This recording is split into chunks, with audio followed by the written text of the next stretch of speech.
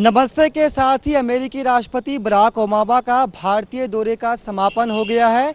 भारत से खट्टी मीठी यादें लेकर बराक ओबामा अब सऊदी अरब के लिए रवाना हो गए हैं।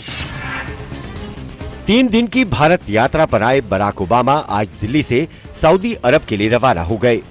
3 दिन की यात्रा के दौरान अमेरिकी राष्ट्रपति ने जहां गणतंत्र दिवस की परेड में हिस्सा लिया, तो साथ ही कई व्यापारिक कार्यक्रमों में भी हिस्सा लिया। इन सभी कार्यक्रमों में बराक ओबामा भारतीय शिष्टाचार के मुताबिक कुछ न कुछ शब्द इस्तेमाल करते हुए नजर आए और पालम हवाई अड्डे से रवाना होते समय भी ओबामा देशवासियों को नमस्ते करना नहीं भूले। नरेंद्र मोदी के साथ मन की बात और दिल्ली में विधानसभा चुनाव, देखना होगा कि बराक ओबामा का भारतीय दौरा क्या इस बार कोई चुनावी इफेक्ट दिल्ली के विधानसभा चुनावों पर भी डालेगा। 12 घंटे 12 रिपोर्टर, गुलिस्तान न्यूज दिल्ली। दिल्ली के सीरी फोर्ट स्टेडियम में आज अमेरिकी राष्ट्रपति बराक ओबामा ने अपना संबोधन किया और संबोधन की शुरुआत वैसे तो उन्होंने नमस्ते से की, लेकिन अपने संबोधन के बीच में ही उन्होंने शाहरुख खान की फिल्म DDLJ का एक डायलॉग भी दोहराया, वो भी हिंदी में। और वो डायलॉग था, बड़े बड़े शहरों में छोटी छोटी बातें होती रहती हैं। अमेरिकी राष्ट्रपति बराक ओबामा का 3 दिन का भारत दौरा काफी दिलचस्प रहा। अपने दौरे के आखिरी दिन ओबामा जब सीरी फोर्ट ऑडिटोरियम में युवा पीढ़ी को संबोधित कर रहे थे, तब उन्होंने DDLJ मूवी का डायलॉग बोलने की भी कोशिश की। ओबामा ने संबोधन में कहा, बड़े बड़े शहरों में। इतना कहने के बाद ओबामा फिल्म का बाकी डायलॉग भूल गए और उन्होंने बाद में कहा कि आप बाकी जानते हैं। तो ऐसे तमाम तरीकों से बराक ओबामा भारत की जनता के साथ अपने लगाव दिखाते हुए नजर आए। भारतीय लोगों के हुनर की तारीफ करते हुए अमेरिकी राष्ट्रपति बराक ओबामा ने कहा कि भारत में हुनर की बिल्कुल कोई कमी नहीं है और वो भारत के लोगों के साथ चलने के लिए बिल्कुल तैयार है और वो यहाँ पर एक विकास की बहार भी जरूर लेकर आएंगे। और जाते जाते अपने संबोधन में उन्होंने स्वामी विवेकानंद के शब्दों को भी दोहराया और अंत में जाते जाते कहा कि भारत के मेरे भाइयों और बहनों।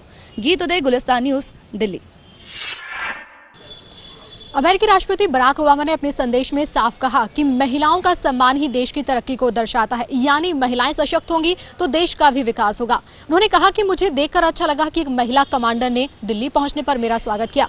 और भारत की अगर बात की जाए तो भारत में महिलाएं उच्च पदों पर भी हैं, अच्छे खिलाड़ी भी हैं और बहुत सी महिलाएं नेता भी हैं। सीरी फोर्ट ऑडिटोरियम में अपने आखिरी पलों के दौरान बराक ओबामा महिला सशक्तिकरण पर जोर देते हुए नजर आए। ओबामा ने कहा कि अगर महिलाएं शिक्षित होंगी तो हमारी भावी पीढ़ी और तेजी से आगे बढ़ सकेगी।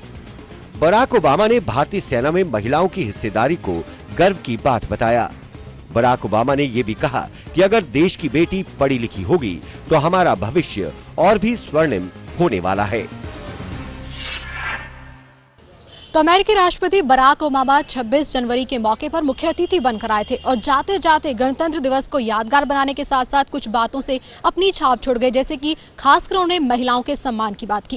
गुलिस्तान न्यूज के लिए मैं प्रियंका चौधरी, नई दिल्ली। भारत दौरे पर आए अमेरिकी राष्ट्रपति बराक ओबामा ने भारत में $4 अरब के कारोबारी निवेश का ऐलान किया। उन्होंने कहा कि दोनों देश मिलकर विकास और समृद्धि की दिशा में आगे बढ़ सकते हैं। अमेरिकी राष्ट्रपति बराक ओबामा ने अपनी भारत यात्रा के दूसरे दिन $4 अरब की मदद आर्थिक क्षेत्र में देने का ऐलान किया। अमेरिकी व भारतीय कारोबारियों के समूह को नरेंद्र मोदी के साथ संबोधित करते हुए ओबामा ने इस बारे में घोषणा की। इसके अलावा अमेरिकी राष्ट्रपति ने तकनीकी विकास के क्षेत्र में भारत के साथ मिलकर काम करने का वादा किया। ओबामा ने मोदी प्रशासन के सुधारवादी कदमों की प्रशंसा करने के साथ ही ये भी कहा कि अभी यहाँ कारोबार करने के लिए कई तरह की परेशानियां बरकरार हैं। ओबामा ने प्रधानमंत्री नरेंद्र मोदी की मौजूदगी में भारत अमेरिका बिजनेस समिट को संबोधित करते हुए कहा कि दोनों देशों के बीच व्यापार की अपार संभावनाएं हैं। अमेरिकी राष्ट्रपति बराक ओबामा का भारत दौरे का असर आज शेयर बाजार में भी देखने को मिला। सेंसेक्स आज 29,500 के साथ अपने रिकॉर्ड स्तर तक जाता दिखा, तो वहीं निफ्टी भी अपने रिकॉर्ड स्तर 9,000 के करीब जाती दिखी। राष्ट्रपति बराक ओबामा द्वारा भारत में निवेश के लिए दिए गए भरोसे के बाद देश का कारोबारी बाजार एक बार फिर ऊंचाई के नए रिकॉर्ड बनाता हुआ नजर आया। शेयरों की बिकवाली लगातार रहने के चलते सेंसेक्स 30,000 के करीब पहुंचता नजर आया। तो वहीं निफ्टी भी ऊंचाई के नए रिकॉर्ड यानी 9,000 तक पहुंचता हुआ नजर आया। दोपहर तक सेंसेक्स और निफ्टी में तेजी देखने को मिली, लेकिन बाजार के बंद होने पर दोनों ही शेयरों में कुछ गिरावट भी दर्ज की गई। जिस वक्त बराक ओबामा भारत में अपना भाषण दे रहे थे, उस वक्त शेयर बाजार अपने नए रिकॉर्ड कायम कर रहा था। शेयर बाजार में आई मजबूती अमेरिका और भारत के मजबूत होते रिश्ते के बाद आई है। कैमरामैन मनप्रीत के साथ अवनीश यादव, गुलिस्तान न्यूज, दिल्ली। दिल्ली में भारतीय जनता पार्टी की सीएम उम्मीदवार किरण बेदी ने एक बार फिर खुलकर आम आदमी पार्टी के संयोजक केजरीवाल पर हमले शुरू कर दिए हैं। किरण बेदी ने अपनी तस्वीर के बिना इजाजत के इस्तेमाल को लेकर केजरीवाल को कानूनी नोटिस भेज दिया है। इसके साथ ही किरण बेदी ने केजरीवाल के नामांकन और नई दिल्ली में एक घर को लेकर भी चुनाव आयोग से शिकायत की है और उनका पर्चा रद्द करने की मांग की है। दिल्ली में भारतीय जनता पार्टी की मुख्यमंत्री पद की उम्मीदवार किरण बेदी ने आम आदमी पार्टी के संस्थापक और पूर्व मुख्यमंत्री अरविंद केजरीवाल को कानूनी नोटिस भेजा है। बेदी ने केजरीवाल पर आरोप लगाया कि वो मेरी नकारात्मक छवि बना रहे हैं। बेदी ने केजरीवाल से उनकी नकारात्मक छवि बनाने पर जवाब मांगा है। दिल्ली में विधानसभा चुनाव के पहले आम आदमी पार्टी और बीजेपी के बीच की लड़ाई और दिलचस्प हो गई है।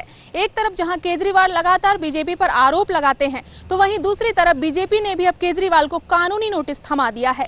कैमरामैन कुलदीप के साथ सरिता गुप्ता, गुलिस्तान न्यूज।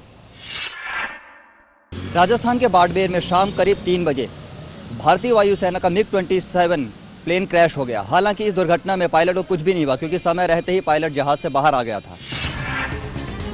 रक्षा तकनीक में लगातार हो रहे सुधार के बावजूद विमान हादसे थमने का नाम नहीं ले रहे। स्पेन में नाटो सेना के अभ्यास सत्र के दौरान ग्रीस के एक लड़ाकू विमान के दुर्घटनाग्रस्त हो जाने से 10 लोगों की मौत हो गई, जबकि 21 अन्य घायल हुए हैं।